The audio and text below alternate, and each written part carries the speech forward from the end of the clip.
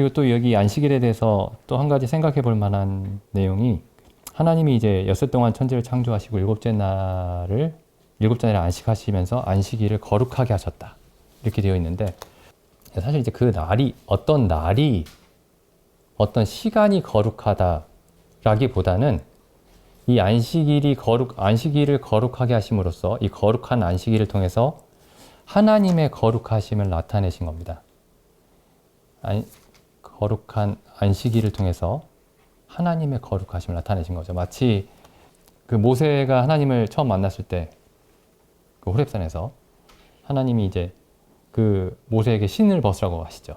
신을 벗으라고 하시면서 이 땅은 내가 서 있는 땅은 거룩하니 내 발에서 신을 벗으라. 그 땅이 거룩한 게 아니고 그 땅이 거룩하다고 말씀하심으로써 하나님의 거룩함을 표현하고 있는 겁니다. 그러니까 이게 이제 우리가 일반적으로 언어적인 습관에서도 이런 게 있어요.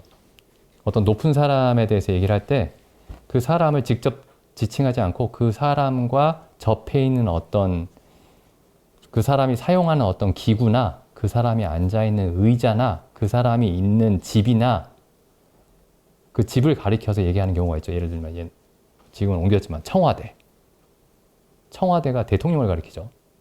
그래서 우리가 지칭하는 그 존재가 우리가 가까이 하기 어렵다. 굉장히 높은 사람이다. 높은 존재다. 라고 할 때 그 사람을 직접 가리키지 않고 그 사람과 연관되어 있는 어떤 사물이나 장소를 가리켜서 그 사람을 가리킵니다. 근데 하나님의 거룩하심에 대해서 얘기할 때 하나님이 거룩하시다 이렇게 얘기하지 않고 하나님이 거룩하시다라고 하는 표현도 굉장히 많이 있습니다. 성경에.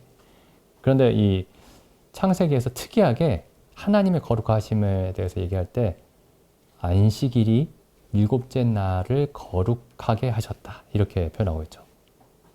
하나님이 쉬시는 그 날이 거룩하다. 이렇게 말씀하고 있죠.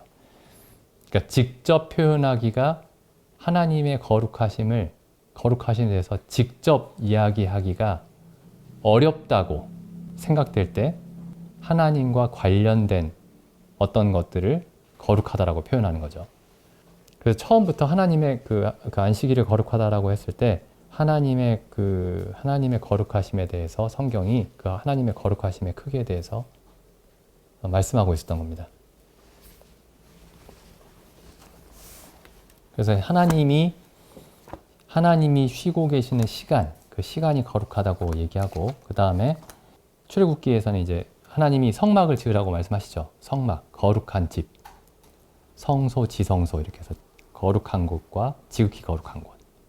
그래서 하나님이 계시는 그 장소를 또 거룩하다라고 표현하면서 하나님의 거룩함을 또 이야기하고 있습니다. 하나님이 계시는 시간에 대해서 그리고 하나님이 계시는 장소에 대해서 거룩하다라고 표현함으로써 하나님의 거룩하심에 대해서 얘기를 하고 있는 거죠.